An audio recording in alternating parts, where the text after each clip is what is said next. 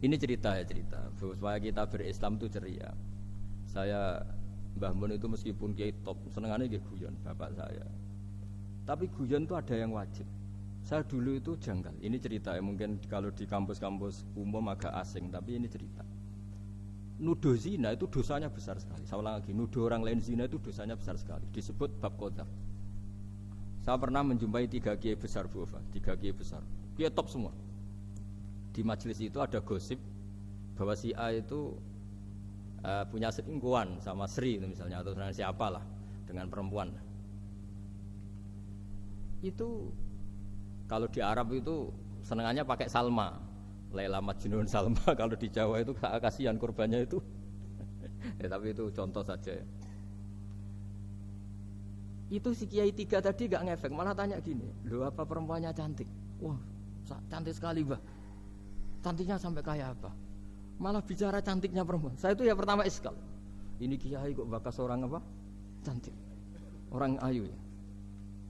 Setelah majelis itu bubar, yang penggosip tadi ya yang gosip ini gak Kiai, yang pembisiknya ada Kiai, yang gosip ini gak Kiai. Cuma Kiai 3 ini posisi mendengar.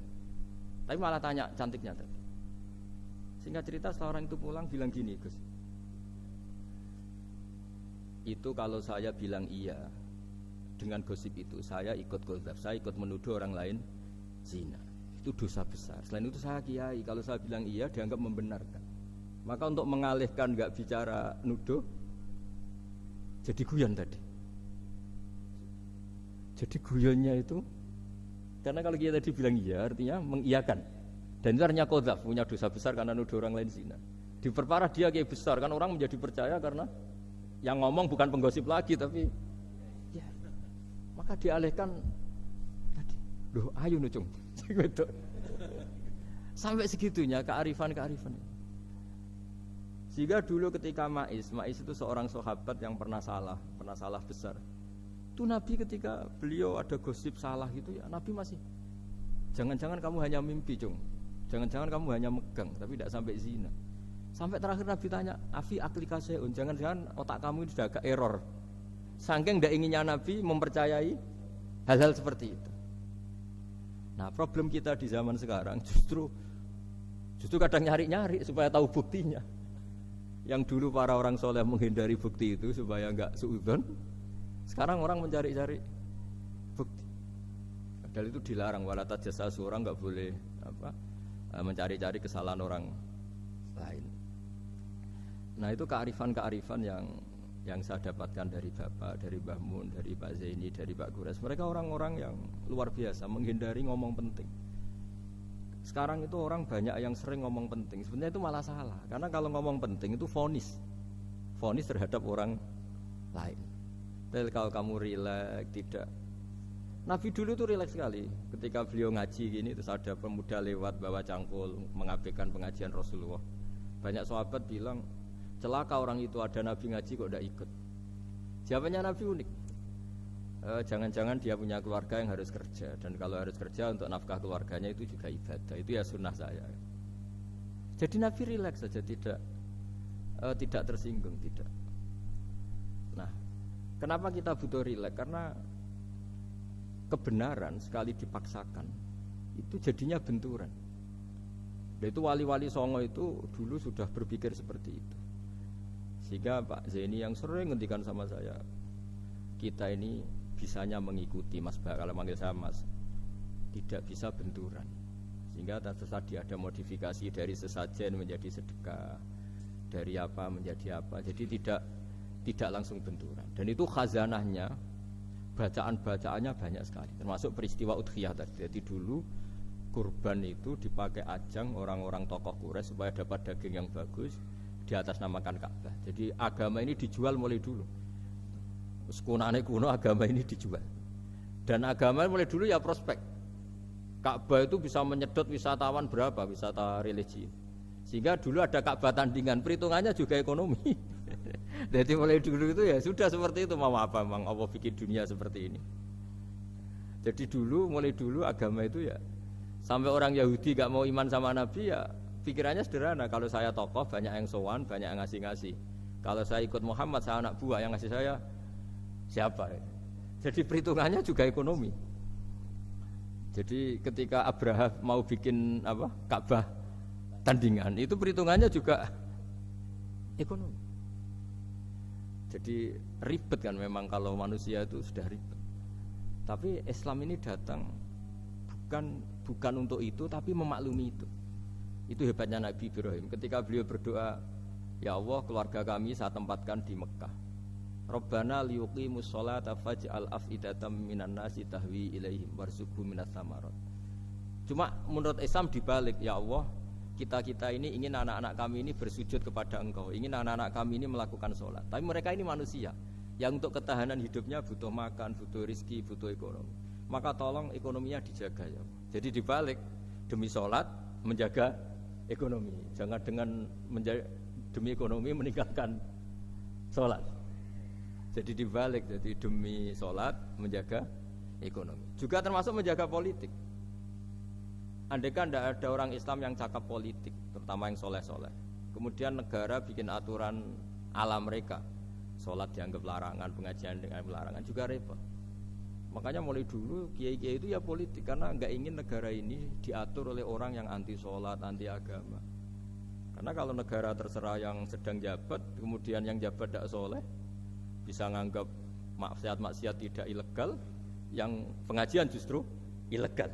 Nah, di sini kenapa banyak orang-orang soleh dulu ya rata-rata ya berpolitik mulai sebelum kemerdekaan sampai setelah kemerdekaan. Jadi itu ada filosofinya. Nah, bahwa ada oknum-oknum yang tidak seperti itu ya monggo, itu oknum. Tapi sebetulnya awal-awalnya kenapa banyak orang soleh yang politik, karena nggak ingin negara ini dipimpin oleh orang-orang yang anti agama, anti kebaikan. Sehingga berkahnya apa? Berkahnya negara ini berkonstitusi secara Islami.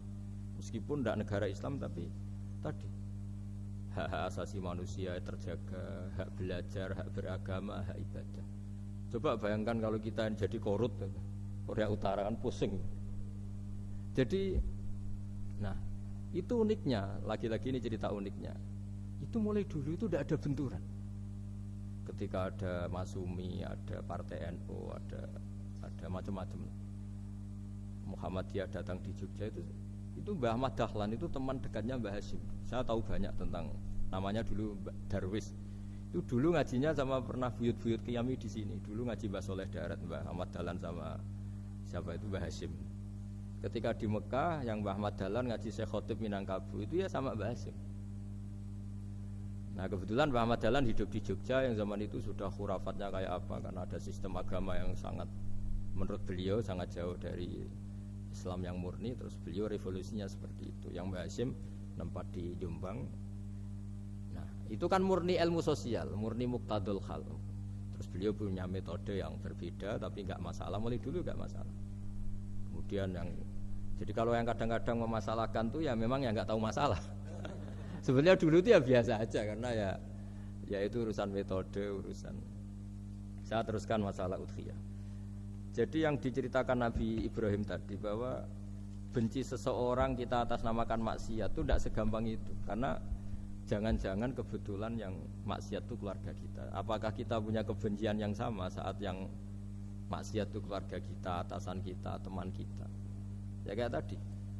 Kalau saya corong jo dibelenjani janji, ada orang janji sama saya nggak tepat waktu, saya bisa marah, itu pasti sebabnya jelas. Itu bawaan saya nggak berjasa sama saya. Kalau kata dokter Geli nggak cantik ya. Tapi kalau itu orang yang misalnya rektornya bilang, maaf ya saya tidak bisa datang hari ini, tidak apa-apa. Pasti manut itu. Atau yang nyelayan janji kiai itu, cuma nggak harus teko itu. Ini betul apa-apa. Gayane aja kita marah karena kulful wa'di apa ingkar janji. Sama.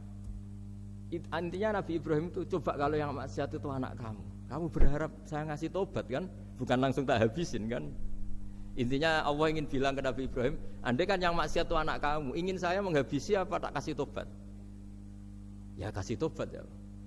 Ya seperti itu saya yang bikin. Maka di Al-Azhar sana, kalau cerita orang-orang alim itu masyhur, ada tempat maksiat mau dihabisin sama orang-orang yang sangat keras. Ketemu Syekh Mutawalli Sya'rawi, ditanya, andai kan mereka mati saat maksiat, itu mereka ke surga apa ke neraka? Ya ke neraka. Ditanya sama saya Mutawali, kalau mereka akan neraka, akan adzalika muradan Nabi? Apa seperti itu yang digandaki Nabi? Umatnya mati terus masuk neraka karena belum tobat? Tidak. Nabi inginnya mereka tobat dulu. Ya sudah, jangan dihabisin. Kamu berproses ikut mentobatkan mereka. Kebetulan ini mau mendengar. Jadi kita lunak, kita baik itu ya semuanya ingin la'allahum yarji'un, semoga mereka kembali, mereka tobat. Bukan lunak dengan arti mengakui maksiat itu satu kebaikan, itu yang bahaya. Kalau lunak sampai mengakui itu maksiat itu kebaikan, itu bahaya sekali. Tapi kita lunak karena kita ingin berproses untuk bertobat. Karena tadi kalau kita punya nurani itu mesti, andai kan yang maksiat itu anak kita atau teman dekat kita atau orang yang berjasa sama kita, apa kita bisa tegas? Kira-kira gimana? Bisa kamu tegas sama anak kandung? Berat. Ditantang minggat saja pusing. Ya makanya terus ini saya baca teks aslinya ya, supaya mungkin sebagian yang punya kitabnya atau memang punya tradisi akademik supaya mendengar ini. Saya baca ini versi yang kedua ini di kitab Hikam. Kitab Hikam itu termasuk kitab pegangan para kiai, halaman 4 juz 2. Diredaksikan gini, waqad adzabahu ta'ala, ini masih tentang kurban. Waqad adzabahu ta'ala khalilahu Ibrahim fi ba'di mawatinihi al-azimah. Jadi Allah kalau dalam bahasa Arab memberi teguran itu namanya takdib. Makanya kalau orang nakal itu, kalau orang Jawa bilang kurang ajar. Sebenarnya ajar itu kan tahun ajaran baru. Ajar itu kan barang baik. Ya kan disebut tahun ajaran baru. Pengajaran, ajar itu kan barang baik. Jadi kalau kurang ajar berarti kurang baik. Itu bahasa Arabnya orang yang kurang ajar perlu diajari. Itu kalau orang Arab bilang ditakdib. Diwarai toto kromo, diadabkan. Jadi belum punya adab diadabkan. Itu udah, tapi tentu Nabi Ibrahim nggak sampai kurang ajar. Ini kan cerita bahasa ya. Jadi kalau sebenarnya ajar itu udah buruk-buruk, kurang ajar berarti orang ini kurang pelajaran, kurang. Tapi di Jawa itu agak salah kaprah. Kalau kurang ajar itu ekstrim. Misalnya duduk di meja itu disebut kurang ajar. Sebenarnya ada se-ekstrim itu. Saya teruskan ya. Terus wa 'allamahu kaifa yatakhallaqu bihadzal khuluqil karim inda tilaihi alal asrar. Terus disebutkan anak Ibrahim annahu arhamul khalqi qol farafa'ahu wa ta'ala hatta asyrafa ala ahlil ardi. Nabi Ibrahim diterbangkan ke langit sehingga melihat di bumi yang maksiat-maksiat itu. Faqala ya rabbi damirhum, habisi saja. Terus faqala wa ana arhamu bi ibadi minka ya Ibrahim ihbit fala allahum yatubun wa yarjiun. Jadi setelah permintaannya semua dikabulkan, dihabisin sama Allah, terakhir cobalah kamu sekali-kali dakwah ke mereka. Kamu belum pernah dakwah kok tahu-tahu minta mereka dihabisin. Coba kamu dakwah, jangan-jangan mereka mau kembali. Nah terus sebagian cerita itu terus diteruskan ketika suatu saat Ibrahim akhirnya diminta menyembelih putranya. Inni arafil manami anni atfahuka fangdur madza tara. Falamma tashammara lidzalik wa akhadha sikin biyadi qala Allahumma hadza waladi wa samratu fuadi wa habbun nasi ilayya. Ya Allah, ini buah hatiku, ini orang paling saya cintai, kenapa engkau menyuruh ini supaya saya bunuh? Terus beliau dijawab sama Allah, ama ta'lamu anni rahimun bi ibadi kama anta syafiqun bi waladik. Fa idza sa'altani ihlaka abdi as'aluka dzabha waladik wahidan bi wahidin. Jadi kalau dulu kamu minta supaya hamba saya tak habisin karena maksiat, sekarang saya juga minta kamu menghabisi anak kamu. Tapi ini kan anak saya, sama itu hamba saya yang bikin juga saya. Nah semenjak itu Ibrahim dianggap sebagai bapak kasih sayang. Karena semenjak itu terus beliau orang yang paling sayang. Sampai ada 3 nabi yang menjadi metodenya Rasulullah SAW sebagai mentornya. Kalau Nabi Nuh melihat kemaksiatan langsung bilang, Rabbi la tazar alal ardi minal kafirina dayyaru, habisi semua ya Allah. Tapi kalau Nabi Ibrahim apa? Faman tabi'ani fa innahu minni wa man asani fa innaka ghafurur rahim. Orang yang ikut saya ya karuan kelompok saya, dan yang sebelum ikut semoga engkau mengampuni. Tentu lewat proses dakwah, lewat proses.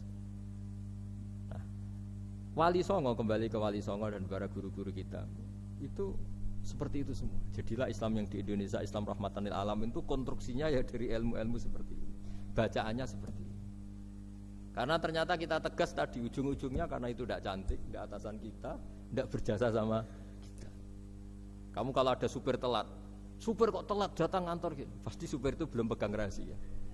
Setelah pegang rahasia tak jamin aman itu meskipun telat. Karena lebih ngeri pasti. Artinya manusia itu kayak apa ngeklaimnya tegas, disiplin, objektif. Kira-kira iya apa enggak? Enggak lah kayaknya ya. Ya pasti tadi. Nah itu yang makanya bapak saya kalau guyon sama saya itu kan umumnya orang itu kalau di dunia kiai muji istiqomah. Istiqomah itu konsisten jadi imam masjid, konsisten jadi guru, jadi apa. Kalau bapak itu sering guyon ke saya. Iku istiqomah apa mau digenti wong liya katanya. Artinya di balik istiqomah itu juga ada catatan lain. Jangan-jangan ambisi gak mau diganti orang lain. Jadi intinya manusia itu dalam benar saja ada unsur salahnya, apalagi pas salah gitu maksudnya. Nah ya pas benar saja ada unsur salahnya, apalagi pas salah. Nah, itulah dengan sudut pandang seperti ini adalah orang terus gak gampang menghakimi orang lain. Karena manusia yang baik adalah cukup dia merasa aibnya banyak, salahnya banyak, kemudian itu menyibukkan dia dari mencari-cari aibnya orang lain. Makanya kalau dalam cerita Ibrahim alaihissalam, karena kurban itu identik dengan syariatnya Nabi Ibrahim. Ini saya punya catatan yang kemarin tak baca juga di Jakarta. Itu suatu saat Nabi Ibrahim itu didatangin orang Majusi dulu. Orang Majusi itu ya tidak beragama. Singkat cerita Nabi Ibrahim itu terkenal kaya dan suka menghormati tamu. Dulu tamu itu sangat penting dihormati karena dulu nggak ada warung, terus padang pasir. Kalau sekarang itu ya wajib dihormati tapi tidak wajib-wajib banget. Karena biasanya sudah marung di mana-mana. Sudah marung di mobilnya bawa apa? Bekal. Kalau dulu di padang pasir kalau tamu nggak dihormati bisa mati betul. Kadang 2 hari perjalanan itu nggak makan nggak apa karena di padang pasir warung nggak ada, nggak bisa ngopi-ngopi ya dulu. Sehingga kalau menghormati tamu dulu itu pahalanya luar biasa ngasih makan itu. Kalau sekarang ya pahalanya biasa aja karena ya tamunya makannya ya biasa aja karena sudah kenyang duluan itu. Singkat cerita orang ini datang ke Ibrahim minta dikasih makan. Nabi Ibrahim mengatakan kamu syaratnya harus Islam dulu, kalau enggak kasih makan. Karena Ibrahim itu seorang nabi dan beliau komitmennya seperti itu. Si tamu tadi putus asa. Akhirnya wala itu ya sudah meninggalkan Ibrahim. Setelah beberapa jangkah Allah bilang ke Nabi Ibrahim, orang itu umurnya berapa tadi bilang ke kamu? 50 tahun. Pernah enggak orang itu kelaparan? Kata Allah, enggak, baru ini kelaparan. Terus kata Allah, mundu khamsina sanatan nut'imuhu ala kufri. Falau nawal tahu lukmatan min ghairi antu talibahu bitahiri dinik lakana ahsan. Orang itu umurnya 50 tahun. Itu ya tak kasih makan padahal dia Majusi. Kamu baru diminta sehari saja minta syaratnya Islam. Terus itu ada di kitab apa Ar-Risalah Al-Qusairiyah di halaman 262. Jadi cuma dulu itu motifnya semuanya agama, bukan atas nama demokrasi atau kebebasan beragama. Karena dulu itu orang dulu itu kan saking sayangnya Allah, apa-apa konstitusinya ya perintah Allah. Dan ternyata perintah Allah seperti itu. Akhirnya dipanggil. Kemana ya Majusi ke sini tak kasih makan. Terus Majusinya kan kaget. Ada apa? Kenapa kamu rubah? Ditegur Tuhan. Iya, ditegur Tuhan. Jadi dan alhamdulillah saking simpatiknya orang Majusi tadi akhirnya masuk Islam. Sama itu kan mirip orang Yahudiyah atau Yahudi itu yang tanahnya itu diambil ya sama Amr bin As untuk perluasan masjid di Mesir. Ya ketika lapor ke Sayyidina Umar, ngiranya itu kan dibenarkan perluasan masjid, ternyata Umar belain yang Yahudi. Iya, yang punya tanah harus dikembalikan tuh haknya. Jadi Islam itu menghormati hak kepemilikan meskipun itu milik non Muslim.